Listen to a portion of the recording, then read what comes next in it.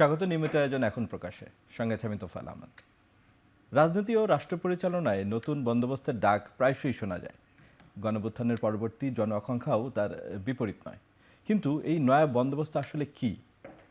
নয়া বন্দোবস্ত বঞ্চিত বাংলাদেশের জনগণকে কি সুশাসন ও ন্যায় বিচার দিতে পারবে? এ নিয়ে আলোচনার জন্য আজ স্টুডিওতে আছেন বিএনপি চেয়ারপারসনের উপদেষ্টা ও সাবেক এমপি মোহাম্মদ হারুন রশিদ এবং এবি পার্টির চেয়ারম্যান মুজিবুর রহমান মঞ্জু। আমরা দুজনকেই স্বাগত জানাই আজকের আলোচনায়। নয়া বন্দোবস্ত নিয়ে আলোচনার আগে দিনের ঘটনা দিয়ে শুরু করি। আজকে রাজধানীতে বড় সমাবেশ করেছে জামায়াতে ইসলামী। সেখানে বিভিন্ন রাজনৈতিক দল অংশ নিয়েছে, কিন্তু আমরা দীর্ঘদিনের জোটসঙ্গী বিএনপিকে পাইনি সেই জনসভায়। স্থায়ী কমিটির সদস্য সালাউদ্দিন আহমেদ একটি বক্তব্য দিয়েছেন বা ব্যাখ্যা দিয়েছেন সেই ঘটনার, যে বিএনপি আমন্ত্রণ পায়নি। জনাব হারুন রশিদ, আপনার কাছে জানতে চাই যে এই যে বিএনপি আমন্ত্রণ পেল না, এটা থেকে কি এটাই প্রতীয়মান হচ্ছে যে বিএনপি এবং বিএনপি এবং জামায়াতে ইসলামী এখন রাজনৈতিকভাবে আর কাছাকাছি নেই এবং একজন আরেকজনকে, রাজনৈতিক প্রতিপক্ষ তো বটেই তারা, এর বাইরেও তাদের ভিতর মানে বেশি মন কষাকষি বা বিভিন্ন ইস্যুতে তারা একে অপরকে বেশ আক্রমণ করে বক্তব্য দিচ্ছে? ধন্যবাদ। আসলে আপনার বিএনপি জন্মলগ্নের পর থেকে জামাত ইসলাম যখন জিয়া রহমানের সময় নতুনভাবে নিবন্ধিত হয়, এর পরে অধিকাংশ সময় কিন্তু বিএনপির সাথে জামাতের পথ চলে একসাথে, নির্বাচন, জোটবদ্ধ আন্দোলন।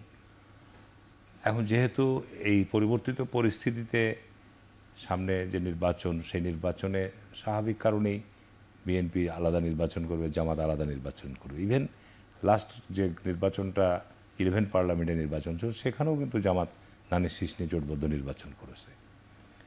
এখন সাম্প্রতিক যে রাজনীতিতে উত্তাপ এবং এই সাম্প্রতিক বেশ কয়েকটা ঘটনা, এটাতে আমি ভীষণভাবে উদ্বিগ্ন।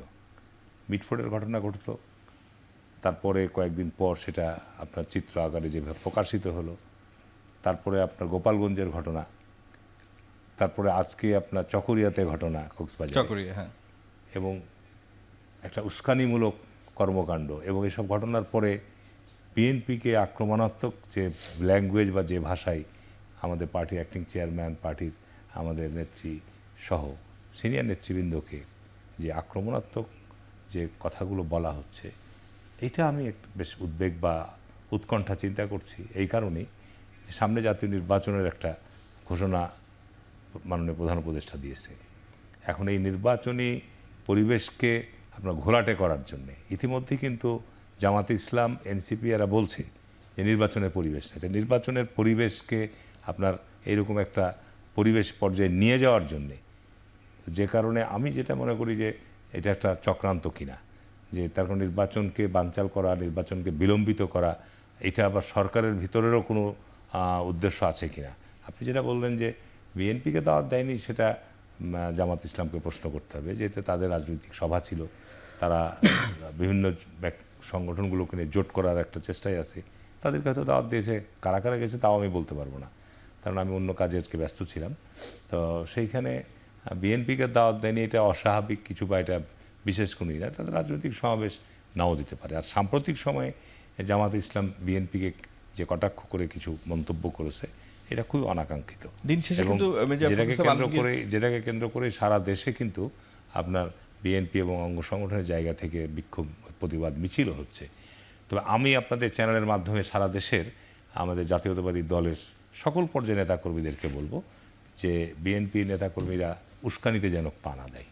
এটা আমি বলবো যে এই সমস্ত দলগুলো একটা উস্কানিমূলক পরিস্থিতি তৈরি করে, বিএনপির একটা বিরাট দায়িত্ব রয়েছে, কারণ আগামীতে যে সুষ্ঠু নির্বাচন হলে বিএনপির দিকে দেশের জনগণ তাকিয়ে আছে।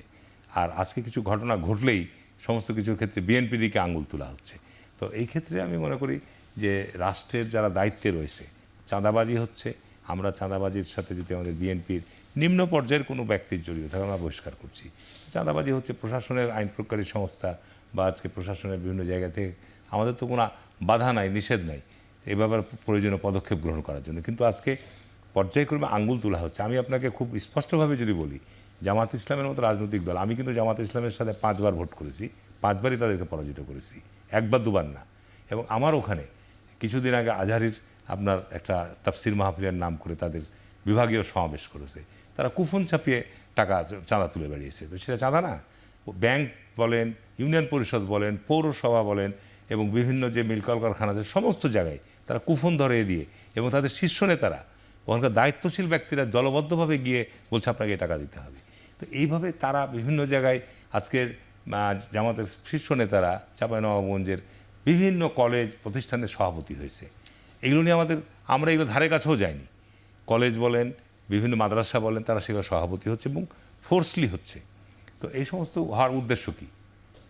হওয়ার উদ্দেশ্য যে ওই সব জায়গাতে নিয়োগ আছে, তো নিয়োগ নিয়ে হয় বাণিজ্য হবে বা নিয়োগ নিয়ে তাদের দলীয় লোকজনকে নিয়োগ দেওয়ার চেষ্টা করবে। এই কাজগুলো তারা সেখানে করছে। আমি নবাবগঞ্জের উদাহরণ দিলাম। সারা দেশে জামাত ইসলাম আজকে এই পরিবর্তিত পরিস্থিতিতে আপনার সারা দেশেই তারা নির্বাচন কেন চাবে? মানে তারা যে নির্বাচন যদি হয়, নির্বাচন হলে বাংলাদেশে 50 বছরে জামাত ইসলাম তো জোটবদ্ধ নির্বাচন করেছে, এককভাবে নির্বাচন করেছে, কয়টা সিট পেয়েছে। কিন্তু এখন যদি নির্বাচন হয় কয়টা সিট, এই হিসাব নিকাশ তাদের কাছেও আছে। কিন্তু আজকে নির্বাচনকে এই যে আপনার একটা পরিস্থিতিকে উত্তপ্ত করা, নির্বাচনকে পিছনে থাকা, তাদের তো সমস্যা নাই। তারা তো ইতিমধ্যে বহু জায়গায় বিভিন্ন পদ পজিশনে তারা অবস্থান করছে। সুতরাং এই নির্বাচনের মধ্য দিয়ে নির্বাচিত সরকার আসলে তখন এই জায়গাগুলো থাকবে না, পরিবর্তন হবেই। তো যে কারণে আমার মনে হয় যে আজকে আপনার একটা রাজনীতিতে উত্তাপ বা উত্তেজনাকর পরিস্থিতি তৈরি করার চেষ্টা হচ্ছে। আমি আবারও আপনার এই চ্যানেলের মাধ্যমে সারা দেশবাসীকে আহ্বান জানাবো, বিশেষ করে বিএনপি নেতাকর্মীদের আহ্বান জানাবো যে উস্কানিতে যেন ছাড়া না দেয়, পা না দেয়। কারণ আমাদের দায়িত্ব এবং কর্তব্য দেশে একটা সুষ্ঠু শান্তিপূর্ণ পরিবেশ বজায় রাখার জন্যে আমাদের অব্যাহত চেষ্টা করে যাওয়া। ধন্যবাদ হারুনুর রশিদ। জনাব মজিবুর রহমান মঞ্জু, বর্তমানে দেশের যে রাজনৈতিক অবস্থা, অনেকবার বিভেদের ছড়াছড়ি, তাতে আড়াল থেকে স্বৈরাচার পুলকিত হচ্ছে এমনটা অনেক সাধারণ মানুষ মনে করেন। আপনি কি তাদের ভুল বলবেন? না, এটা তো খুবই স্বাভাবিক। আমি তো মনে করি যে পুলকিত হওয়ার মতোই ঘটনা ঘটছে, যে ঘটনাগুলো একটার পর একটা ঘটছে আমরা যাদের দেখতে পাচ্ছি। যেমন আজকে যেটা কক্সবাজারে হয়েছে, কক্সবাজারে যেটা হলো যে এনসিপির একজন নেতা উনি একটা বিরূপ মন্তব্য করেছেন বিএনপির একজন নেতাকে উদ্দেশ্য করে। তো এটাকে অনেকে বলছেন এটা শিষ্টাচারের প্রশ্ন বা ইত্যাদি ইত্যাদি। তো শিষ্টাচার বহির্ভূত আচরণ, এটা তো নতুন রাজনৈতিক বন্দোবস্তের ব্যাপারে তো আপনি যেটা বললেন আর কি, যে আমরা তো সবসময় চাই যে এটা না হোক। এবং আমরা এই পার্টির পক্ষ থেকে কিন্তু স্পষ্টভাবে বলেছি কেউ কাউকে হেয় করে কথা বলবেন না। আচ্ছা, ধরেন হেয় করে কেউ কথা বললো, তো সেটারও তো একটা প্রতিবিধান আছে, সেটা যেন আমি প্রতিবাদ করব, আমি আমার রাজনৈতিক বক্তব্য দেব। কিন্তু যেটা হয়েছে সেখানে এনসিপির মঞ্চ ভাঙচুর করা হয়েছে, তাদের উপরে, তাদের নেতাদের উপরে হামলা করা হয়েছে, এই ধরনের ঘটনা ঘটেছে। যেটা হারুন ভাই বললেন যে এটা কি ফাঁদ না উস্কানি সৃষ্টি করা হচ্ছে পরিকল্পিতভাবে, নাকি এটা স্বাভাবিক অনভিজ্ঞতার কারণে হচ্ছে বা তারুণ্যের নানা উত্তেজনার সময় থাকে এটার কারণে হচ্ছে, যে কোনো কিছুই হোক, কথা হচ্ছে আমাদেরকে তো সহনশীল হতে হবে। আমার সমালোচনা কি আরেকজন করতে পারবে না? আমার বিরুদ্ধে কি কেউ বক্তব্য দিতে পারবে না? আমার দাবি থাকবে আমার সমালোচনা করবে, কিন্তু যাতে মানে এমনভাবে না বলুক যাতে আমার ফলোয়াররা হার্ট হয়, কষ্ট পায়। তো এখন আমরা যেটা দেখতে পাচ্ছি, একে অপরকে কিন্তু খুব বাজে ভাষায় কথা বলছে। আপনার দেখেন, গত সম্ভবত 29শে জানুয়ারি আপনি হয়তো ওয়েবসাইট মানে ইন্টারনেট খুঁজলে পাবেন যে বিএনপির মহাসচিব কিন্তু ওই ইসলামী আন্দোলন বাংলাদেশ চরমোনাইয়ের অফিসে গিয়েছিলেন। সেখানে গিয়ে পীর সাহেবের সাথে দেখা করেছেন এবং দেখা করার পরে ওনাদের একটা 10 দফা একটা স্বাক্ষর হয়েছে, একটা সমঝোতা স্বাক্ষর। সেখানে 7 নম্বর পয়েন্টে বলা আছে যে একদল আরেক দলকে হেয় করে কথা বলবে না। কিন্তু এই 2 মাস 3 মাসের যেতে না যেতে আমরা দেখলাম যে বিএনপির পক্ষ থেকে বলা হচ্ছে ওইটা একটা চরের দল। হ্যাঁ, আবার ওখান থেকে উনি বলছেন যে কেউ কেউ বলছে যে চাঁদা উঠে পল্টনে চলে যায়, লন্ডনে, নানা রকমের কথাবার্তা। এই যে একে অপরকে ইঙ্গিত করে আঘাত করে কথা বলার যে প্রবণতা, এই প্রবণতাটা দেখা যাচ্ছে রাজনীতিতে উত্তাপ তৈরি করছে। এবং যে কোনো উত্তাপ কিন্তু যে কোনো সময় একটা মানে সন্ত্রাসী কর্মকাণ্ডের দিকেও চলে যেতে পারে। তো এই ব্যাপারটা নিয়ে আমরা যেটা মনে করি, আমাদের যেটা রাজনৈতিক অবস্থান, আমরা মনে করি রাজনীতিতে আমাদের একে অপরের প্রতি রাজনৈতিক প্রতিদ্বন্দ্বিতা থাকবে, প্রতিযোগিতা থাকবে। আমরা আমাদের যুক্তি তুলে ধরবো, আরেকজনের রাজনৈতিক বয়ানের ব্যাপারে আমি কথা বলবো, এতে কোনো সন্দেহ নেই। কিন্তু ব্যক্তিকে উদ্দেশ্য করে যদি হেয় করে কথা বলা হয়, আমি যখন হারুন ভাইকে হেয় করে কথা বলবো, তখন হারুন ভাইও কিন্তু সুযোগ পাবে আমাকে হেয় করে কথা বলার। হারুন ভাইকে হেয় করলে হারুন ভাইয়ের লোকদের কাছে যেরকম খারাপ লাগবে, আমাকে হেয় করলে আমার লোকদের কাছেও তো খারাপ লাগবে, তাই না? তো এই জায়গাটায় আমরা দেখছি খুব অস্থিরতা, এবং এই অস্থিরতার একটা প্রধান কারণ হচ্ছে ক্ষমতার দ্বন্দ্ব। আমরা এখন যেটা দেখতে পাচ্ছি, দেখেন বিএনপি জামাত এতদিনের মিত্র, 25 বছর ধরে তাদের একটা জোট ছিল, এবং বিএনপি থেকে জামাতকে আলাদা করার জন্য হেন কোনো চেষ্টা নাই যেটা আওয়ামী লীগ করে নাই। নির্যাতন থেকে শুরু করে তাদের নেতাদের ফাঁসি দেয়া, দলের নিবন্ধন বাতিল করা, নানাভাবে জামাতকে প্রেশার করেছে, এবং একটাই ছিল যে তোমরা বিএনপি থেকে সরে আসো। কারণ আওয়ামী লীগ জানে যে জামাত বিএনপি থেকে সরে আসলে আওয়ামী লীগ জিতবে, ইজিলি ইলেকশনে ফেস করতে পারবে। এবং এই জামাত আর বিএনপির এই জোটের কারণে কিন্তু আওয়ামী লীগ কোনো একটা সুন্দর নির্বাচন দেয় নাই, কারণ সে জানে যে এরা জোট করলেই আমরা হেরে যাব, হারার ভয়ে কিন্তু সে নির্বাচন দেয় নাই। এখন দেখেন জামাত এত স্যাক্রিফাইস করলো যে বিএনপির সাথে এত কিছুর পরেও সে জোটে থাকলো, কখনো বিএনপির এগুলো নিয়ে সে প্রশ্ন করে নাই। এখন জামাত কেন প্রশ্ন তুলছে? অন দি আদার হ্যান্ড বিএনপিকেও কিন্তু বহু বিরূপ মন্তব্য সহ্য করতে হয়েছে, যে তার রাজাকারদের প্রশ্রয়দারটা 71 নিয়ে প্রশ্ন করেছে। ইভেন খালেদা জিয়াকে এরকম বলেছে যে উনি জামাতের আমির, ঠিক আছে? তাহলে বিএনপি এত কিছু সহ্য করার পরও সে জামাতের সাথে যারা ছিল একসাথে জোট করেছে, জামাতের আমির সেক্রেটারিকে উনি মন্ত্রী বানিয়েছে। তো এত কিছুর পরে এখন কেন বিএনপি জামাতের থেকে আলাদা হয়ে গেল? যেমন বিএনপি সেদিন বলেছে যে জামাতের সাথে কোনো জোট হবে না, আবার আজকে জামাত বিএনপিকে কোনো একটা তাদের মিটিংয়ে দাওয়াত দেয় নাই। আপনি হয়তো হারুন ভাই বলছেন এটা তাদের ব্যাপার, হ্যাঁ আমাদেরকেও দাওয়াত দেয় নাই, কোনো অসুবিধা নেই। প্রশ্ন হচ্ছে যে কিছুদিন আগে কিন্তু বিএনপির যে একটা সমাবেশ হয়েছিল 1 জুলাই, সেখানে কিন্তু বিএনপি জামাতকে দাওয়াত দিয়েছে। এবং এই যে একটু আগে আমি দেখলাম যে মির্জা ফখরুল ইসলাম আলমগীর সাহেব কিন্তু জামাতের আমিরকে দেখতেও গিয়েছেন, এবং জামাতের আমির যখন লন্ডন গিয়েছেন তখন উনি তারেক রহমানকে, বেগম খালেদা জিয়াকে দেখা করতে গিয়েছেন। তাহলে আপনাদের এই সুসম্পর্কের জায়গায় আপনারা সামনাসামনি যখন বসেন তখন তো বলেন না। নিশ্চয়ই মির্জা ফখরুল সাহেব যখন গিয়েছেন তখন তো আমাদের আমির বলেন না যে আপনার দলে চাঁদাবাজ কেন, আপনার দলে এটা কেন। নিশ্চয়ই উনি ভালো ভালো কথা বলেছেন, কৃতজ্ঞতা জানিয়েছেন। তাহলে পাবলিকলি গিয়ে কেন ওনারা এটা বলেন? এটার একটা রাজনৈতিক স্বার্থ আছে, এটা হচ্ছে একে অপরকে হেয় করে যাওয়ার। কিন্তু আমি মনে করি না যে কেউ কাউকে হেয় করলে তার রাজনীতি দাঁড়ায়, কেউ কাউকে হেয় করলে তার রাজনীতিকে কেউ ভালোভাবে দেখে, এটা আমি মনে করি না। হ্যাঁ, দলের লোকেরা পুলকিত হয়। আপনি দেখবেন অনলাইনে জামাত এবং বিএনপির লোকেরা একে অপরকে এমন কোনো কথা নাই গালিগালাজ করছে না। বিএনপির লোকেরা তো অনেক খুব উত্তেজিত স্লোগানও দিচ্ছে যে জামাত শিবির রাজাকার, এই মুহূর্তে বাংলা ছাড়, এই যে মিছিলগুলো অতীতে ছিল এগুলো দিচ্ছে। আবার বিএনপি একেবারে চাঁদাবাজ, সন্ত্রাসী নানা কথা বলে বিএনপিকে জামাত হেয় করছে। এই জায়গাটায় আমি যেটা মনে করি যে আপনি যেটা বলছেন নতুন রাজনৈতিক বন্দোবস্তে কিন্তু আমরা যাচ্ছি না, আমরা পুরানো রাজনৈতিক বন্দোবস্তের মধ্যেই থেকে যাচ্ছি। এবং এই রাজনীতি তো আমরা করে তো জামাতকে বিএনপি নির্মূল করতে পারে নাই, আর বিএনপিকেও জামাত নির্মূল করতে পারে নাই। বিএনপির ভোট তো কমে নাই, এখন তো আমরা দেখতে পাচ্ছি বিএনপির সাপোর্ট বেজ অনেক স্ট্রং হয়েছে। ঠিক তেমনিভাবে জামাতের আজকে যে সমাবেশ আপনি দেখবেন, হিউজ তাদের জনশক্তি উপস্থিত হয়েছে। তাহলে জামাত তো শক্তিশালী হয়েছে, কেউ তো কাউকে হারাতে পারেন নাই। তাহলে এই রাজনীতি তো ব্যর্থ হয়েছে। আপনি বিএনপিকে সারাদিন চাঁদাবাজ ডাকলেও আর জামাতকে আপনি সারাদিন রাজাকার ডাকলেও জামাতের 2টা ভোট কমবে, বিএনপির 2টা ভোট কমবে, বিষয়টা কিন্তু তেমন না। এখন কথা হচ্ছে বিএনপি এবং জামাতের রাজনীতির আদর্শগত একটা আলাদা ফারাক আছে। বিএনপি একটা ইনক্লুসিভ দল। বিএনপির যারা ভোটার এরা কোনোদিন জামাতকে ভোট দিবে না। হ্যাঁ, যদি তারা তাদের মতাদর্শ পরিবর্তন করে, ইসলামিক মতাদর্শে যায়, তাহলে হতে দিতে পারে। একইভাবে জামাতের কোনো লোক নৈতিকভাবে বিএনপিকে কোনো ভোট দিবে না, কিন্তু জোটে হলে তারা হয়তো দেয়, একে অপরকে ভোট দেয়। এই জায়গাটায় আমার কথা হচ্ছে যে প্রত্যেক দলের নেতাদের এটা বোঝা উচিত যে এই খেলাটা তো আমরা খেলে ফেলেছি, এটা তো পুরানো খেলা, এবং এনসিপিও যত এই জিনিসগুলোতেই আবর্তিত হচ্ছে। সুতরাং এই জায়গায় আমি মনে করি আমরা যখন কথা বলতে থাকবো, আপনারা যখন এগুলো বলবেন, আস্তে আস্তে হয়তো তাদের কাছে এই বুঝটা আসতে পারে। এবং আস্তে আস্তে, এবং মির্জা ফখরুল সাহেবকে আমি ধন্যবাদ জানাই। আমি নিজেও জামাতের আমিরকে ফোন করে খবর নিয়েছি ওনার স্বাস্থ্যের, যে আমাদের মধ্যে এই রাজনৈতিক সুচর্চা থাকা উচিত। আদর্শগত বিরত থাকতেই পারে, সমালোচনা তো হতেই পারে। ধন্যবাদ। যেই নয়া বন্দোবস্তের কথা দিয়ে আমরা শুরু করেছিলাম, মজিবুর রহমান মঞ্জুও সেটা বললো।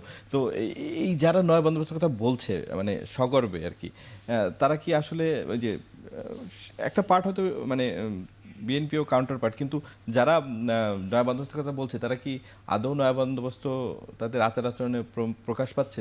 যেখানে মজিবুর রহমান মঞ্জুর যথার্থই বললেন যে রাজনৈতিক সংস্কৃতি তো পরিবর্তন হয়নি, তাহলে নতুন করে রাষ্ট্র তৈরি করবে কি করে তারা? যারা নয়া বন্দোবস্তের কথা বলছে আপনার, তার জাতির সামনে যদি নয়া বন্দোবস্তের একটা রূপরেখা তুলে ধরতো তাহলে আমরা পরিষ্কার হতাম। আসলে নয়া বন্দোবস্ত বলতে কি বোঝাতে চাচ্ছে?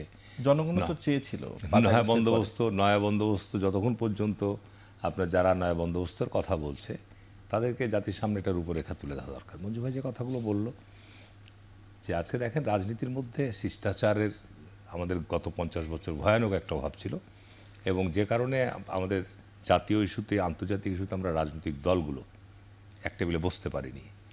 আমাদের আভ্যন্তরীণ সমস্যা নিয়েও আমরা একসাথে বসতে পারিনি। রাজনীতিতে সমালোচনা থাকবেই। আমি একটা রাজনৈতিক দল করি, মঞ্জু ভাই একটা রাজনৈতিক দল করে, জামাত ইসলাম একটা দল। রাজনীতির মঞ্চে আপনি আর একটা দলকে সমালোচনা করবেন, আর একটা দলকে আক্রমণ করবেন, এটা দোষের বলবো না, কিন্তু সেইটা আপনার তো একটা শিষ্টাচার বহির্ভূত হলে চলবে না। এনসিপির কতিপয় ছেলেরা আজকে যে ভাষায় যে কথাগুলো বলছে, তাতে ভাবা উচিত। আপনি চকরিয়ার মাটিতে মিটিং করতে যাচ্ছেন, এটার উস্কানি কেন আমি বলছি, তার নির্বাচনী এলাকা, সালাউদ্দিন সাহেবের নির্বাচনী এলাকা। সালাউদ্দিন সাহেব আমাদের বিএনপি এখন স্থায়ী কমিটির সদস্য, এবং আপনারা দেখছেন যে আজকে ওই যে সংস্কার কমিটির মিটিং বৈঠকগুলো হচ্ছে, সেখানে তিনি প্রতিনিধিত্ব করছে। তার নির্বাচনী এলাকায় তার ওখানে বসে থেকে, দাঁড়িয়ে থেকে আপনি শামীম ওসমানের সাথে কম্পেয়ার করছেন। এটা তো আপনার সালাউদ্দিন সাহেবকে হুকুম দেওয়া লাগবে না। যারা ওখানে সালাউদ্দিন সাহেবের অনুসারী ভক্ত যারা আছে, তারা কি এরকম বক্তব্য গ্রহণ করে নেবে? এরকম মানে এটা উদ্দেশ্যপ্রণীতভাবে আপনার এই ধরনের বক্তব্য, আপনি বলেন যে আমরা চাঁদাবাজ বা আমরা গডফাদার সৃষ্টি হতে দেবো না ভবিষ্যতে রাজনীতিতে, আপনার নাম উল্লেখ করার তো দরকার নেই। আপনি ইঙ্গিতে যেভাবে নাম উল্লেখ করে নাই, ইঙ্গিতে যেভাবে বোঝাচ্ছেন, তাতে তো ইঙ্গিতগুলো একেবারে স্পষ্টভাবেই সালাউদ্দিন সাহেবকে আপনি শিলং আক্রমণ থেকে করছেন। এসছে বলছে। হ্যাঁ, তো এই যে এই জিনিসটা আপনি, আমরা রাজনীতিতে আমরা জামাত ইসলামকে যখন আমরা মঞ্চে জামাত ইসলাম সম্পর্কে তো কথা থাকে, আপনার বিএনপিকে নিয়েও জামাত ইসলাম কথা বলছে। তো আপনি রাজনীতির মঞ্চ থেকে আমাদের যেটা এখন সবচেয়ে বেশি প্রয়োজন, যে আমরা এই জুলাই আগস্টের পরিবর্তনের সময় আমরা যে ঐক্যটা ছিল, এবং এখন পর্যন্ত আমরা জাতীয় ইস্যুতে আমরা একসাথে বসছি, কিন্তু আমরা এমন কোনো ঘটনা তৈরি করব না যেটার মধ্য দিয়ে আমাদের ফাটল তৈরি হয়, যার ফলশ্রুতিতে কী হবে। আজকে দেখেন আপনি নির্বাচন, এই জামাত ইসলামের জায়গা থেকে পিয়ার পদ্ধতি, গত 50 বছরের রাজনৈতিক দলের মধ্যে এই পিয়ার পদ্ধতি নিয়ে কখনো কোনো আন্দোলন বা প্রস্তাব বা এই সমস্ত আসে নাই।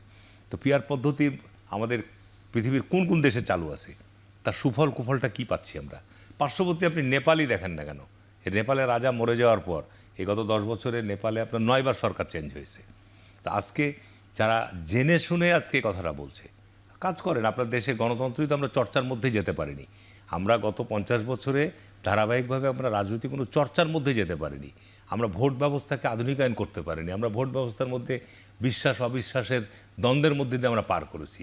তা আপনি এখন পিয়ার চাষে সে ধরে নেন যে এখানে পিয়ার প্রথা আমরা চালু করলাম, তো এখানে পিয়ার প্রথা চালু করলে আপনার আওয়ামী লীগের সময় নাই, নিষিদ্ধ, তাদের নৌকা প্রতীকও থাকবে না, কিন্তু আওয়ামী লীগের ভোটের পার্সেন্টেজ আছে না, পার্সেন্টেজ তারা সিদ্ধান্ত নেবে যে আমরা গোলাপ ফুল নিয়ে ভোট করব। তো গোলাপ ফুল নিয়ে ভোট করার পর তার কতটি সিট পেতে পারে, পার্সেন্টেজ কতটুকু পাবে? তাহলে আপনি এখানে আওয়ামী লীগকে প্রোটেক্ট করতে চাচ্ছেন, আবার পিয়ার পদ্ধতিতে আওয়ামী লীগকে আপনি রাজনীতিতে প্রবেশ করার পথ তৈরি করে দিচ্ছেন। তো এই জিনিসগুলো কিন্তু খুব মানে, আমি জামাত ইসলামকে আমি সমালোচনা করে বলবো না। জামাত ইসলামের দীর্ঘ তাদের 70-80 বছর জন্মলগ্নের পর থেকে তাদের রাজনৈতিক যদি বিশ্লেষণে যাই আমরা, তো দেখবেন আপনি যে পাকিস্তান সৃষ্টির বিরোধিতা করেছে, বাংলাদেশের মুক্তিযুদ্ধের সময় বাংলাদেশ সৃষ্টির বিরোধিতা করেছে, বাংলাদেশে গণতান্ত্রিক আন্দোলন হয়েছে এরশাদের সময়, আমরা যখন সমস্ত দল ঐক্যবদ্ধ, সেই সময় বিএনপি জোটের যুগপৎ আন্দোলনের মধ্যে সেই সময় এরশাদের অধীনে নির্বাচনে গিয়েছে। অর্থাৎ তাদের ঘোষণার সাথে তাদের কাজের মিল নেই।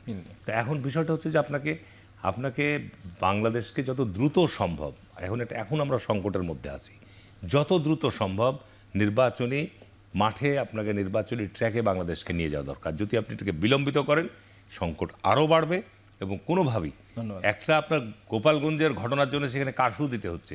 তো সারা দেশে বিএনপিকে আপনি উস্কানি দিবেন, আর আমরা এখনও পর্যন্ত যুদ্ধ ধরে আছি। যদি বিএনপিকে নির্বাচনের জন্য আবার আন্দোলন করতে হয়, বিএনপিকে যদি আবার রক্ত দিতে হয়, তো দেশের অবস্থাটা কোথায় যাবে? আপনার ইকোনমির অবস্থা কোথায় যাবে? হাজার হাজার লক্ষ লক্ষ কোটি কোটি মানুষ এখনও বেকার। এগুলো দিকে সরকারের কোনো চিন্তা নাই। সুতরাং আমি মনে করি যে আজকে বাংলাদেশকে যত দ্রুত সম্ভব নির্বাচনের ট্র্যাকে নিয়ে যাওয়ার জন্যে আপনার ঘোষণা দেওয়া দরকার। তাহলে আমি মনে করি যে বাংলাদেশের যে অস্থিরতা তৈরি হচ্ছে, এই অস্থিরতা আপনার। আমরা একটা বিরতিতে যাব, বিরতিতে ফিরে এসে আবার আলোচনায় আসবো।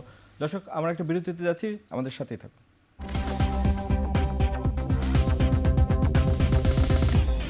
বিরতির পর আবার ফিরলাম আজকের আলোচনায়। মুজিবুর রহমান মঞ্জু, আপনার কাছে জানতে চাই যে সংস্কার ইস্যুতে আপনি তো নিয়মিত মানে ঐকমত্য কমিশনের বৈঠকে যান। জুলাই মাস আজকে শেষের দিকে, আর বেশি দিন নাই, 1 সপ্তাহ সপ্তাহখানেক আছে। 10 দিন আছে। তো 16 জুলাই তো আমরা ডেডলাইন মিস করেছি, এখন জুলাই মাসের ব্যাপার আছে। আপনার কি মনে হয় যে জুলাইয়ের মধ্যে জুলাই সনদ দেওয়া সম্ভব হবে? এটা তো একটা বড় রাজনৈতিক দলিল হবে বলে আমরা মনে করেছিলাম নতুন রাষ্ট্র হ্যাঁ, ব্যবস্থা এখন অনেকগুলো আলোচনা প্রায় কনক্লুশনের পর্যায়ে এসে গেছে। কিন্তু সময় তো একেবারে খুব বেশি আমরা নেই, যেটা কেননা- পরামর্শ দিয়েছি কমিশনকে, ঐকমত্য কমিশনকে, যে আপনারা একটা জুলাই সনদ ড্রাফট করে ফেলেন, কারণ আপনারা তো এক ধরনের কনসেনসাস দেখেছেন। তো ওনারা যেটাকে এই সব কিছু মিলে ওনাদের কাছে যেটা মনে হবে যে যেটা থাকা দরকার মনে করেছেন ফাইনালি আলোচনায়, সেটাকে নিয়ে ওনারা একটা ড্রাফট মানে একটা খসড়া জুলাই সনদ একটা দাঁড় করানোর পরে প্রত্যেকটা জায়গাতে কে কি বলছে, যেটা প্রফেসর ইউনূস বলেছিলেন যে যেটার সাথে যারা একমত তারা বলবে আমরা এটার সাথে একমত, যারা বলবে একমত না তাদের সেভাবে আসবে। কিছু কিছু জায়গায় তো একমত হয়েছি আমরা। তো এখন এই জায়গায় এসে সরকারের কাছে দুইটা অপশন থাকবে। একটা হচ্ছে যে সে মানে কারো দ্বিমত সত্ত্বেও এটাকে অ্যাপ্লিকেশনে চলে যাবে, আর যদি কারো দ্বিমত স্ট্রং হয়, ওনারা যদি মনে করেন যে না আমরা এটা অ্যাপ্লিকেশনে যেতে পারবো না, তাহলে এটা পাবলিক ওপিনিয়ন নেওয়া যেতে পারে, যে যেহেতু এখানে রাজনৈতিক দলগুলো একমত হতে পারে না, আমরা একটা পিপলদের ওপিনিয়নটা আমরা জানবো যে এটা কীভাবে হতে পারে।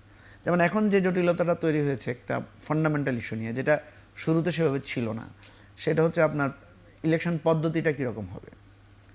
আমরা পিআর পদ্ধতি এবং আপনার যে এখন যে পদ্ধতিটা আছে ফার্স্ট পাস্ট দি পোস্ট, এই দুইটার মধ্যে আমরা মনে করেছি যে পিআর পদ্ধতিটা বেটার।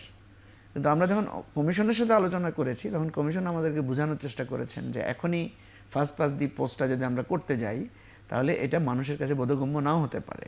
দ্বিতীয় হচ্ছে যে কোনো দল সুনির্দিষ্টভাবে একটা সংখ্যাগরিষ্ঠতা না পেলে একটা জটিলতা তৈরি হয়ে যেতে পারে। তো এই কারণেই পরে ওনারা আমাদেরকে কনভিন্স করেছেন যে ঠিক আছে আমরা আপার হাউস যেটা থাকবে, যদি দুইটা পার্লামেন্ট হয় আপার হাউসে আমরা পিআরটা করি, আর লোয়ার হাউসে পিআরটা না থাকে, আগের পদ্ধতিটা থাকবে। এটাতে আমরা কিছুটা সম্মত হয়েছিলাম। কিন্তু বিএনপি দেখা গেল যে আপার হাউসেও বিএনপি পিআর করতে চাচ্ছে না, বিএনপি এটার ব্যাপারে নারাজ। ফলে এখন দেখা যাবে যে হয়তো বিএনপি তার যে একটা মৌলিক দাবি ছিল আপার হাউস করার বা দুইটা হাউস করার, বিএনপি সেখান থেকেও হয়তো কুইট করতে পারে। তো এই জায়গাগুলোতে আমরা যেটা মনে করি জুলাই সনদটা মোটামুটি একটা শেপে এসেছে। এখন ঐকমত্য কমিশন এই ব্যাপারে যদি একটা ঘোষণা দেয় এবং এরপরে তারা যদি বিএনপির সাথে বা অন্যান্য দলের সাথে নেগোশিয়েট করে যে দেখেন আপনারা হয় এটা অ্যাকসেপ্ট করে নেন, বেশিরভাগ দল এটা চেয়েছে, এটা অ্যাকসেপ্ট করে নেন, আদার দেন আমরা এই কয়েকটা বিষয়ে আমাদেরকে রেফারেন্ডামে যেতে হবে, এই ধরনের প্রসেসও হতে পারে। আবার এমনও হতে পারে যে কিছু কিছু বিষয় যেগুলোতে আমরা একমত হয়েছি এগুলো আমরা অ্যাপ্লাই করব, যেগুলোতে আমরা একমত হই নাই সেগুলো আমরা পার্লামেন্টে রেফার করব, সেখানে আমরা এটা নিয়ে ফাইট করব, সেখানে কথা বলবো, যার যার দলের এই বক্তব্যটা তুলে ধরবো। দেখেন এখানে যতগুলো বিষয় এসেছে ম্যাক্সিমাম বিষয় বিএনপির 31 দফার মধ্যে আছে। বিএনপি 31 দফায় বিস্তারিত লিখে নাই। যেমন বিএনপি বলেছে প্রধানমন্ত্রী, আইন বিভাগ, বিচার বিভাগ, রাষ্ট্রপতির ক্ষমতার ভারসাম্য আনয়ন করবে। তো ভারসাম্য আনয়ন করতে হলে আপনাকে তো কীভাবে করবেন, এখন তো আমরা এটা নিয়ে আলোচনা করছি। আমরা যখনই ভারসাম্য আলোচনা করতে যাচ্ছি বিএনপি বলছে যে আমরা প্রধানমন্ত্রীর ক্ষমতা হ্রাস করতে চাচ্ছি, আমরা এক্সিকিউটিভের পাওয়ারকে কমিয়ে দিতে চাচ্ছি। তো ভাই এক্সিকিউটিভ পাওয়ার ভারসাম্য মানেই তো সেটা, ভারসাম্য মানে আপনার হয়তো ক্ষমতা বেশি আমার একটু কম, তাহলে আপনার থেকে কিছু ক্ষমতা আমাকে ডেলিগেট করতে হবে, তাহলে তো ভারসাম্য হবে। তাহলে তো বিএনপির এই 31 দফার যে মূল কথা তার সাথে তো বিএনপি এক্সিকিউশনে গিয়ে মিলছে না। সেজন্য আমরা বিএনপিকে বলছি যে এখানে প্রত্যেকটা জিনিস আপনাদেরই কথা, আপনারা বলেছেন 70 অনুচ্ছেদ আপনারা সংশোধন করুন, কিন্তু কী কী করবেন সেটা বলেন নাই, তাহলে এখানে এটা আলোচনা হচ্ছে। আপনারা বলেছেন দ্বিকক্ষ বিশিষ্ট পার্লামেন্ট হবে, দ্বিকক্ষ বিশিষ্ট পার্লামেন্ট কীরকম হবে ডিটেলস বলেন নাই, এখানে ডিটেলস আলোচনা হচ্ছে। আপনারাই বলেছেন বিভাগগুলোকে দায়িত্বপূর্ণ করতে হবে, সেজন্য আমরা বলছি যে আইন বিভাগ যে আপনার দুদকের নিয়োগ, নির্বাচন কমিশনের নিয়োগ, পিএসসির নিয়োগ, এগুলো একটা কমিটির মধ্যে দিয়ে হবে। তাহলে প্রধানমন্ত্রী যে একচ্ছত্রভাবে নিজস্ব লোক নিয়োগ দেন সেই জায়গাটা থেকে প্রধানমন্ত্রীকে বিরত রাখা যাবে এবং মানুষও দেখবে যে প্রতিষ্ঠানগুলো শক্তিশালী হচ্ছে। এই জায়গায় আমার কাছে মনে হয় জুলাই কি আমরা পারবো জুলাই সনদ, আপনার কি মনে হয়? আমার মনে হয় 5ই আগস্টের মধ্যে পারা উচিত। ধন্যবাদ মঞ্জুর রহমান মঞ্জু। হারুন রশিদ, আপনার কি মনে হয়? দুটো প্রশ্ন, সেটা হচ্ছে যে ঐকমত্য কমিশন যে সরকার ইস্যুতে জুলাই সনদ তৈরি করবে সেটা কি কোনো কারণে আপনার মনে হচ্ছে যে সেটাকে এই যে যদি রেফারেন্ডাম নিতে হয় জনগণের তাহলে তো এটা লেন্দি হয়ে যাবে, সেটা নির্বাচনকে প্রভাবিত করবে কিনা জুলাই সনদের ব্যাপারে? আর বিএনপির যেই 31 দফা, বিশেষ করে বিএনপি নেতারা সবসময় বলেন যে 31 দফা সর্বরোগের দাওয়াই, কিন্তু এটা তো ঠিক যে আসলে অনেক কিছুই বিস্তারিত নাই ওর ভিতর, যেগুলো বিস্তারিত আলোচনা করতে গিয়ে বিভিন্ন ইস্যুতে মতবিরোধ বা মতপার্থক্য দেখা যাচ্ছে। তো সেই বিষয়গুলো ঐক্যমত্য কমিশনে যে আইডেন্টিফাই হচ্ছে যে আসলে আরও কি পিন পয়েন্ট করা দরকার, আরও কী হয়।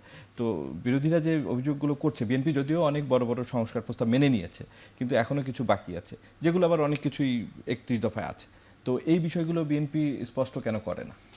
না, বিএনপি স্পষ্ট করেছে। এখন এখানে বিষয়টা হচ্ছে যে বাংলাদেশে নিবন্ধিত দল অনেকগুলো, অনিবন্ধিত দলের সংখ্যা আরও বেশি।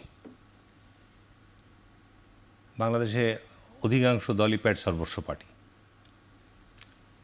এখন বিষয়টা হচ্ছে যে আপনার ঐক্যমত কমিশনের যে আলোচনা হচ্ছে, এটাতে আমি ব্যক্তিগতভাবে যথেষ্ট সন্তুষ্ট, এবং নীতিগতভাবে যে বিষয়গুলো আলোচনায় কিছু কিছু বিষয় বিএনপির সঙ্গে ঐক্যমত হয়েছে বা সবাই ঐক্যমত হয়েছে, আমরা যদি সেই কাজগুলো করতে পারি তা দেশের অবস্থা পরিবর্তন অবশ্যই হবে।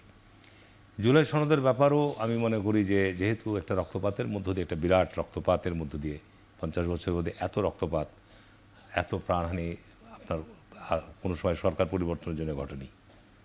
সুতরাং জুলাই সনদের একটা হওয়া দরকার, এবং সেটা ঐক্যমতের ভিত্তিতেই হওয়া দরকার। আমি ব্যক্তিগতভাবে আমাদের দেশের যে এই পরিস্থিতিতে, যদিও বিএনপি 31 দফার মধ্যে দ্বিকক্ষ বলা আছে, আসলে আমাদের সংসদকে শক্তিশালী করা দরকার। দ্বিকক্ষ আপনার আমাদের দেশের কনসেপ্টের দরকার আছে কিনা সেটা আরও চিন্তাভাবনার প্রয়োজন আছে। তার আমাদের দেশের স্থানীয় সরকার ব্যবস্থায় এখনও পর্যন্ত মেরুদণ্ড সোজা হয়নি। স্থানীয় সরকার ব্যবস্থা এখনও দুর্বল পর্যায়ে আছে। দ্বিতীয়ত হচ্ছে আপনার পিয়ার পদ্ধতি নিয়ে যে কথাগুলো হচ্ছে, পিয়ার পদ্ধতির ব্যাপারে বিএনপি স্টেট এটার ব্যাপারে কখনোই একমতে আসবে না। পিয়ার পদ্ধতি দিয়ে আপনার দেশের যে গণতান্ত্রিক যে রাষ্ট্র নির্মাণের ক্ষেত্রে এটা আগের আলোচনায় বলছিলেন পিয়ার পদ্ধতির সংকট তৈরি করবে। সুতরাং এখানে আপনার আমাদের দেশের নির্বাচন নিয়েই তো আপনার যত আপত্তি, অবিশ্বাস, অভিযোগ, আমরা নির্বাচন ব্যবস্থাটাকে একটা গ্রহণযোগ্য জায়গায় নিয়ে আসি। সাংবিধানিক প্রতিষ্ঠানগুলোর ক্ষেত্রে বিচারপতি নিয়োগ থেকে যেটা মঞ্জু ভাই বলল, সেই জায়গাগুলোর ক্ষেত্রে স্বচ্ছতা এবং জবাবদিহিতার জায়গাটা আমরা আরও ক্লিয়ার করি। এইগুলোর ব্যাপারে তো বিএনপির আপত্তি নাই। আমরা এই জায়গাগুলো শক্তিশালী করার ক্ষেত্রে আমার মনে হয় যে এই জায়গাগুলোর ক্ষেত্রে বিএনপি ঐক্যমতে এসে পৌঁছে গেছে। তা আমার মনে হয় যে এই ঐক্যমতের ভিত্তিতে আমরা যতটুকু ঐক্যমত আসছি, এইটুকু নিয়েই আমরা আমাদের যাত্রা শুরু করি। এটা নিয়ে আপনি এখন আপনার প্রেসক্রিপশন চাপিয়ে দিবেন, এই যে চাপিয়ে দিয়ে এটা কাজ চাপিয়ে দেওয়ার সিদ্ধান্ত কখনোই আপনার ভবিষ্যতের জন্য মঙ্গল বয়ে আনবে না। এর প্রশ্ন আসবে, যেমন অনেকেই বলে 91-এর আন্দোলনের সময় একটা রূপরেখা তৈরি হয়েছিল, সেটা পরে কেউই আমরা বাস্তবায়ন করিনি। কিন্তু এখন অন্তত পক্ষে সকল রাজনৈতিক দলগুলো আমরা একত্রিত ওপেন বসছি, ওপেন আমরা বিষয়গুলো জানতে পারছি গণমাধ্যমের মাধ্যমে। তাহলে আমরা যে জায়গাগুলোতে একমত হচ্ছি, এই জায়গাগুলো অন্তত পক্ষে আমরা ঘোষণা দিয়ে সেটা দিয়ে আমরা আল্লাহর ওয়াস্তে কাজটা শুরু করি। সুতরাং আমি মনে করি যে এটাকে কেন্দ্র করে আমাদের নির্বাচনী যে ঘোষণা, সেটাকে যেন আর বিলম্বিত করা না হয়। তার দেশের ক্রাইসিস কিন্তু প্রতিনিয়ত বাড়ছে। আইন প্রয়োগকারী সংস্থার অবস্থা দেখেন, সেনাবাহিনীকে সেখানে ছুটতে হচ্ছে। সেনাবাহিনী তো মাঠে থাকবে না, নির্বাচন হয়ে যাওয়ার পর আপনার সেনাবাহিনী থাকবে না। নিঃসন্দেহে গত 15 বছরে বাংলাদেশের সাংবিধানিক প্রতিষ্ঠানগুলো ব্যাপকভাবে ক্ষতিগ্রস্ত হয়েছে, এবং এইটা আপনি যদি মনে করেন যে 1-2 বছরের মধ্যে আপনি ঠিক করতে পারবেন, অসম্ভব। সাংবিধানিক প্রতিষ্ঠানগুলো মিনিমাম, আমি মনে করি মিনিমাম 5 ইয়ার্স লাগবে, মিনিমাম। তার 15 বছর আপনি যে নিয়োগ প্রক্রিয়া করেছেন, পুলিশ তো মেরুদণ্ড শেষ, পুলিশের মেজর সিনিয়র লোকগুলো সব পালিয়ে গেছে, তারা সরাসরি মানুষকে হত্যা করেছে। যে কারণে এখন সবচেয়ে বড় চ্যালেঞ্জ যে বাংলাদেশে একটা অবাধ, সুষ্ঠু, গুরুত্বপূর্ণ নির্বাচনের মধ্য দিয়ে, গ্রহণযোগ্য নির্বাচনের মধ্য দিয়ে দেশটাকে একটা গণতন্ত্রের পথে নিয়ে যাওয়া। যার ফলশ্রুতিতে আপনি এখন ধরো স্থানীয় সরকারগুলো সব অচল হয়ে আছে, সিটি কর্পোরেশন বলেন, পৌরসভা বলেন, ইউনিয়ন পরিষদ, সবই অচল অবস্থায় আছে। তো এইটা আপনি যদি দীর্ঘায়িত করেন, এতে মানুষ সেবা থেকে বঞ্চিত হচ্ছে, সংকট বাড়ছে। যে কারণে আমি মনে করি যে আপনার এখন বাংলাদেশের প্রধান সংকট যে আপনি কত দ্রুততম সময়ের মধ্যে আপনার নির্বাচিত সরকারের কাছে ক্ষমতা হস্তান্তর করতে পারবেন। এটার বিকল্প অন্য কিছু নাই, এটার বিকল্প অন্য কিছু হতেও পারে না। এটা যদি কেউ ভাবেও, আমি মনে করবো সেটা আপনার সঠিক হবে না। বুঝতে পেরেছি, ধন্যবাদ হারুন রশিদ। মঞ্জুর মঞ্জু, ছোট করে একটু জানতে চাই যে যেটা হারুন রশিদ বলছিলেন যে প্যাট সর্বস্ব দল বাংলাদেশে, বেশিরভাগ দল তো বয়সের দিক থেকে বিএনপির চেয়ে নবীন দল এবি পার্টি। তো আমরা দেখলাম যে 164 দল নিবন্ধনের জন্য আবেদন করেছে নির্বাচন কমিশনে। নির্বাচন ব্যবস্থা কেমন সেটা নিয়েও প্রশ্ন আছে, সেটা নিয়েও আলোচনা হচ্ছে সংস্কার কমিশনে। এই যে নতুন দল নিবন্ধনের প্রক্রিয়া, এটা নিয়েও তো অনেক প্রশ্ন আছে। আজকেই আমাদের গণঅভ্যুত্থান থেকে জাত দল এনসিপি তাদেরও 6টি বিষয়ে ঘাটতি আছে বলে চিঠি দিয়েছে, এবং এই কিছু কিছু শর্ত সত্যিই অনেক কঠিন একটা রাজনৈতিক দল নিবন্ধনের ক্ষেত্রে। তো এই যে 164 দল, আমরা কিছু দলকে ইতিমধ্যেই দেখেছি যে নিবন্ধন দিয়েছে, আরও দিবে, যেহেতু 144টা দল আবেদন করেছে। এইখানে এই প্রক্রিয়াটা স্বচ্ছ বলে কি আপনার মনে হয়? না না, এই প্রক্রিয়াটা মোটেও স্বচ্ছ না, এবং প্রক্রিয়াটাই আর এরকম যে এটা সরকার এটাকে ম্যানিপুলেট করতে পারে, যেটা শিকার হয়েছে আমরা। কারণ আমরা কিন্তু দীর্ঘ 1 বছর ধরে কাজ করে, এখানে সংস্কারে কি হবে? আমরা দীর্ঘ 1 বছর ধরে কাজ করেছি, এটা কিন্তু সংস্কারের কোনো ছোঁয়া সেখানে পড়ে নাই। কেন? কারণ আমরা এত কষ্ট করে নিবন্ধন পেয়েছি, এত ফাইট করেছি, নানাভাবে চেষ্টা করেও যখন আমাদেরকে বঞ্চিত করা হয়েছে, আমরা আদালতে গিয়েছি, আদালতে গিয়েও আমরা ন্যায় বিচার পাই নাই। এই অভ্যুত্থানের পরে আদালত যখন রিশিডিউল হয়েছে, তখনই আমরা আইনগতভাবে কিছুটা ন্যায় বিচার পেয়েছি।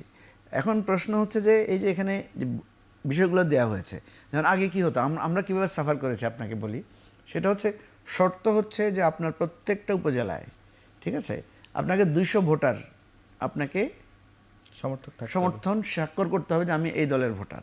এখন দেখেন, আমাদের কিন্তু এটা আমাদের মৌলিক নীতিমালার সাথে সাংঘর্ষিক। কারণ কোনো ব্যক্তি কাকে ভোট দিবে এটা কিন্তু তার পার্সোনাল চয়েসের ব্যাপার, এবং এটা কিন্তু একটা নিরাপদ মানে এটা একটা সিক্রেসির ব্যাপার আছে।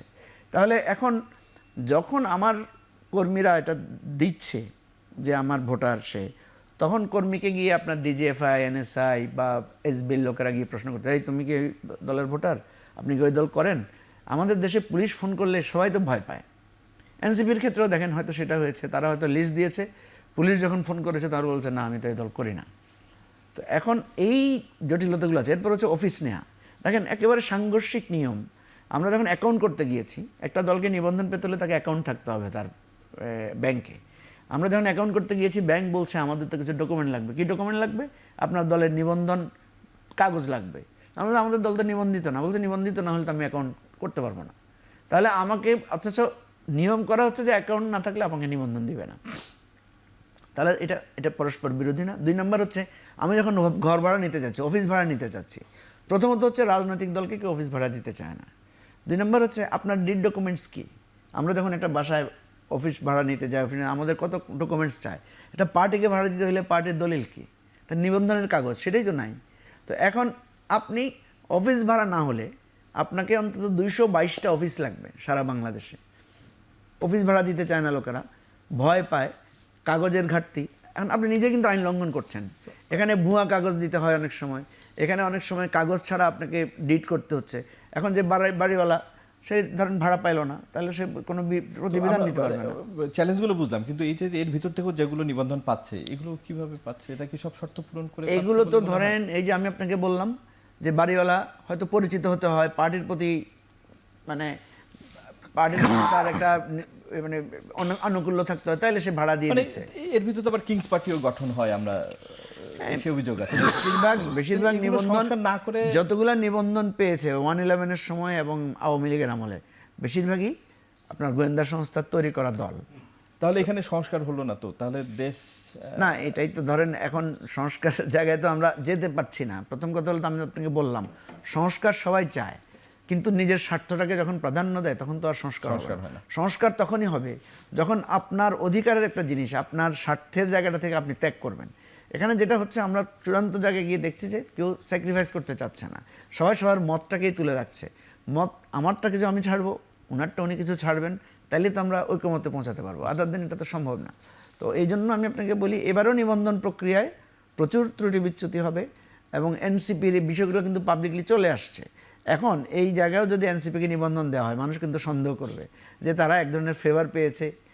আবার এনসিপি যেটা করেছে, তারা কিন্তু নির্বাচন কমিশনের বিরুদ্ধে একটা অভিযোগ তুলেছে আগে থেকে। এখন নির্বাচন কমিশনও কিন্তু একটু শেকি ফিল করবে যে আমরা যদি নিবন্ধন না দিই তাহলে মনে হবে যে আমরা আমাদের বিরুদ্ধে বলে তারা আমরা দিচ্ছি না। আমরা মাঝখান থেকে একটা চিন্তায় পড়ে যাবে যে কি। কিন্তু বাস্তবে যেটা আমরা দেখতে পাচ্ছি যে এনসিপি তো সারা দেশে আমরা দেখছি তাদের সংগঠন আছে, তাদের জনসভা হচ্ছে, তাদের জনসমাগম আছে। ঠিক আমার কাছে যেটা মনে হয় যে রাজনৈতিক দলগুলোকে নির্বাচন কমিশন নিজেই তদন্ত করতে পারে যে এই দলের কয়টা, যেমন আমার পার্টির ওয়েবসাইট এবং আপনি যদি নিউজ দেখেন, পত্রিকার নিউজ দেখেন, তাহলে তো বুঝতে পারবেন কোন পার্টিটা পেট সর্বস্ব দল আর কোন পার্টিটার ডিস্ট্রিক্ট ওয়াইজ, উপজেলা ওয়াইজ কর্মকাণ্ড আছে। পত্রিকায় নিউজ আসতেছে, টেলিভিশনে নিউজ আসতেছে, এগুলো দেখলেই তো আপনি বুঝে ফেলতে পারবেন। সুতরাং নিবন্ধনের জন্য এই জায়গাগুলোকে যদি ফোকাস করা হয় যে কার্যকর সক্রিয় দল কোনগুলো, এগুলো আমরা পত্রিকা দেখে আমরা লোকালি মনিটর করব, লোকাল নির্বাচন অফিস আছে তাদের কাছ থেকে রিপোর্ট দিব, তাহলে কিন্তু হয়ে যায়। এখন যেহেতু আপনি সরকারের পক্ষে রিপোর্ট নেন তখনই এই সমস্যাটা হয়। ওকে, আমাদের একটা বিরতিতে যেতে হবে। দর্শক, আমরা একটা বিরতিতে যাচ্ছি, ফিরে আসছি একটু পরে। বিরতির আবারও ফিরলাম আজকের আলোচনায়। জনাব হারুনুর রশিদ, আওয়ামী লীগের 15.5 বছরে বিএনপি অনেক হত্যা গুমের শিকার হয়েছে, মানবাধিকার লঙ্ঘনের ঘটনা ঘটেছে অসংখ্য। তো সম্প্রতি জাতিসংঘ বাংলাদেশে 3 বছরের জন্য একটি অফিস খুলতে যাচ্ছে, সেটার বিষয়ে চুক্তিও হয়েছে। 2টি ইসলামী দল সেটার বিরোধিতা করেছে। বিএনপির এই বিষয়ে অবস্থান কি? এখন এই বিষয়ে বিএনপি কোনো তো প্রতিক্রিয়া ব্যক্ত করে নাই। এখন জাতিসংঘ আপনার এখন বর্তমানে একটা ছোট জগন্নাথ প্রতিষ্ঠান। জাতিসংঘের ক্ষমতা কতটুকু? বাংলাদেশে মানবাধিকার লঙ্ঘন আপনার গত 15 বছরে যে ভয়াবহ আকার ধারণ করেছিল, আমাদের এখানে আমাদের জাতীয়ভাবে যে সমস্ত মানবাধিকার সংগঠনগুলো আছে তারা অনেক ভয় ভীতি চাপের মধ্যেও তারা কিন্তু তাদের প্রতিক্রিয়া বা তাদের কিছু কার্যক্রম তারা করেছে। এখন জাতিসংঘ এখানে মানবাধিকার অফিস খুলছে, সরকারের জায়গা থেকে একটা বিবৃতি দেওয়া হয়েছে যে তারা প্রশিক্ষণের কাজ করবে, অর্থাৎ আমাদের দেশে যে সমস্ত মানবাধিকার সংগঠনগুলো আছে তাদেরকে হয়তো তারা প্রশিক্ষণ দিবে বা আপনার করতে পারে। এখন আমরা অপেক্ষা করছি যে এটার আসলে কার্যক্রমটা কী। আজকে ওখানে দুটো সংগঠন আপনার হেফাজতে ইসলামের এটার বিরোধিতা করেছে এবং এটা প্রত্যাহার করে নিতে বলেছে। আসলে এই মানবাধিকার যে অফিসটা এখানে ওপেন করেছে, এদের কার্যক্রমটা কি হবে, এরা কি করবে দেশে, এ বিষয়টা এখনও পরিষ্কার না। সরকার পরিষ্কার করেছে, বলছে যারা প্রশিক্ষণের কাজে কাদেরকে প্রশিক্ষণ দিবে, এই জিনিসগুলো আরও স্পষ্ট হওয়া দরকার। সরকারের জায়গা থেকেই আপনার এই জায়গাগুলো খুব পরিষ্কার করে দেওয়া দরকার। তার কারণ যাদের জায়গা থেকে এটা উদ্বেগ প্রকাশ করা হয়েছে, সুতরাং সেটাকেও আমলে নিতে হবে। ধন্যবাদ। পাশাপাশি আরেকটি প্রশ্ন, যে ওই যে আমরা সেই শুরুর ইস্যুতে চলে আবারও যাই, যে নয়া বন্দোবস্তের যে বিষয়টি, তো পুরনো খেলার নতুন খেলোয়াড় হতে চান না অনেকে। বিএনপি তো অনেক পুরনো দল, তারা 2-3বার দেশ পরিচালনা করেছে। তো এই যে পুরনো ব্যবস্থা, সে ব্যবস্থা ভাঙতে বিএনপি কি করবে? মানে যেহেতু আমরা আলোচনার একদম শেষের দিকেই আছি, 31 দফা, জুলাই সনদ, যেটাই হোক না কেন, যেহেতু বিএনপি অনেকেই বলেন সম্ভাব্য সরকারি দল, তো বিএনপির কাছ থেকে নিশ্চয়ই নতুন বাংলাদেশ কি আমরা পাবো? অবশ্যই। আপনার বিএনপি 2006 সালে মানে আপনার ক্ষমতাচ্যুত হওয়ার পর 111-এর মধ্য দিয়ে যে -2 ফর্মুলার মধ্য দিয়ে আপনার সে সময় যে কার্যক্রম ছিল, পরবর্তীতে তো বিএনপিকে মাইনাস করে আপনার 15টা বছর একটা একদলীয় শাসন বাংলাদেশে প্রতিষ্ঠা হয়েছিল।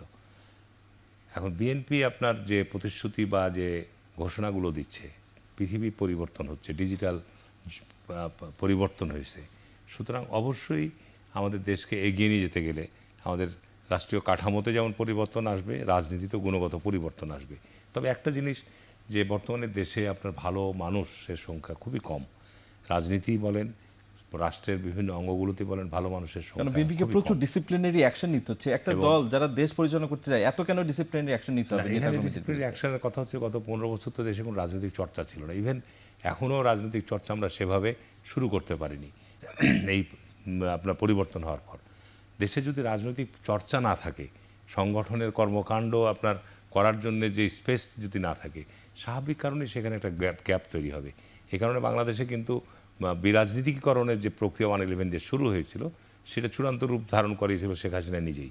শেখ হাসিনার দেখেন এত বড় ঘটনার পর দেশ থেকে পালিয়ে গেছে, পালিয়ে যাওয়ার পরে তাদের কর্মী বাহিনী তো বাংলাদেশে এখন অনেকেই আছে, কিন্তু তারা এখন একটা অসহায় অবস্থায় বসবাস করছে এবং তারা যে 15 বছর যে অপরাধ করেছে এটা কিন্তু তারা স্বীকারও করছে যে না আসলে এটা আমাদের অপরাধ ছিল এইভাবে বিনা ভোটের ক্ষমতা দখল করে থাকা। নতুন বন্দোবস্তের ক্ষেত্রে যারা কথাগুলো বলছে, আমি যেটা বলতে চাচ্ছি আপনার যে নতুন বন্দোবস্তের যারা বলছে তাদেরকে নতুন বন্দোবস্ত বুঝাতে কী বুঝাতে চাচ্ছে এই জিনিসটা জাতির সামনে ক্লিয়ার করা দরকার। তবে বিএনপির জায়গা থেকে আমি বলবো যে এখন বিএনপি বাংলাদেশের সাধারণ মানুষের কাছে অত্যন্ত জনপ্রিয় একটি রাজনৈতিক দল এবং বিএনপি যে জাতীয়তাবাদী রাজনীতি করে, বিএনপি এখানে কোনো আধিপত্যবাদ, সম্প্রসারণবাদ, সাম্রাজ্যবাদ এদের সাথে আমাদের বন্ধুত্ব হবে না।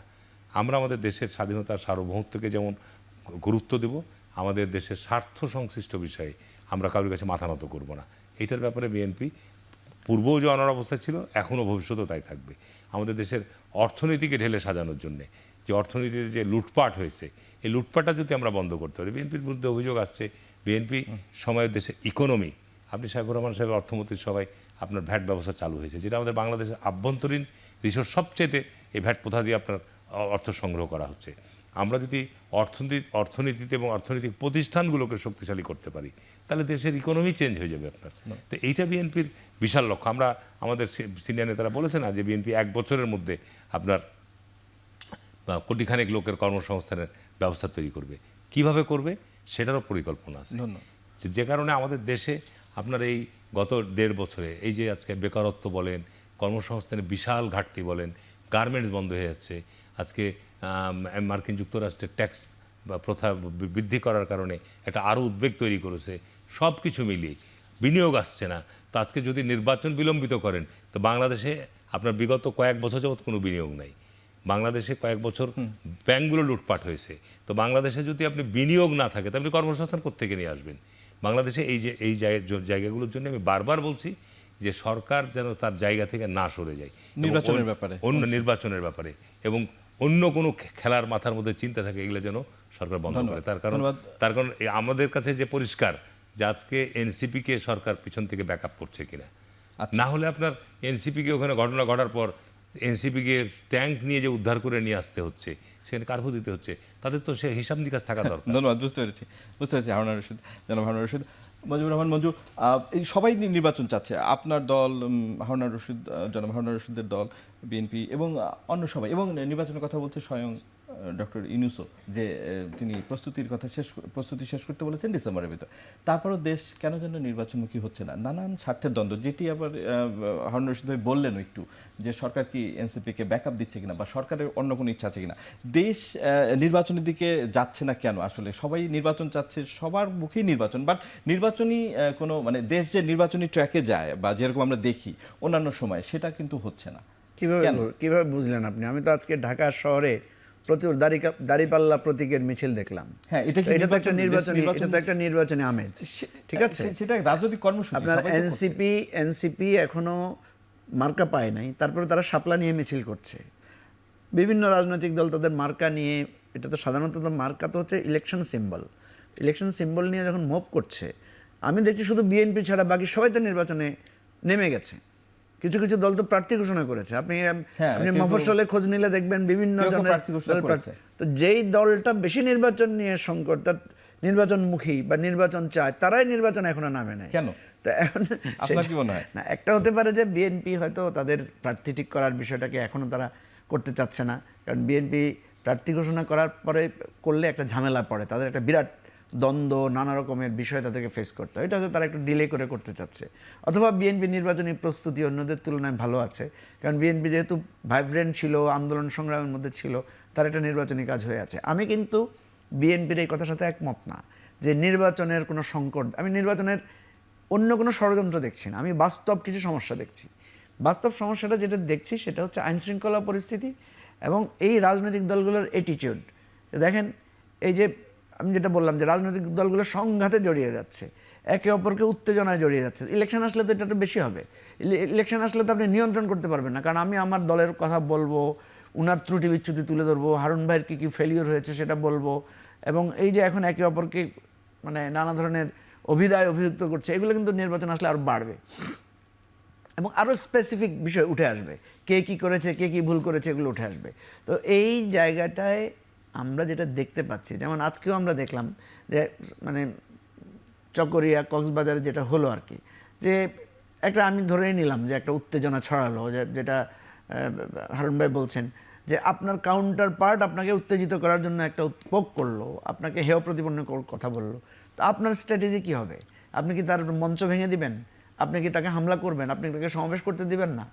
এটা যদি হয় তাহলে তা আপনি এটা নির্বাচন কিভাবে করবেন? কালকে যদি এরকম হয় যে আমি যদি মনে করি যে আমি মিছিল করতে পারবো না, আমাকে সবসময় হারুন ভাইয়ের পক্ষে কথা বলে ইলেকশন করতে হবে, হারুন ভাইয়ের বিপক্ষে কথা বললেই আমাকে উনি মুভ করতে দিবেন না, আমাকে মিছিল করতে দিবেন না, তাহলে তো আমি সিকিউর বোধ করবো না।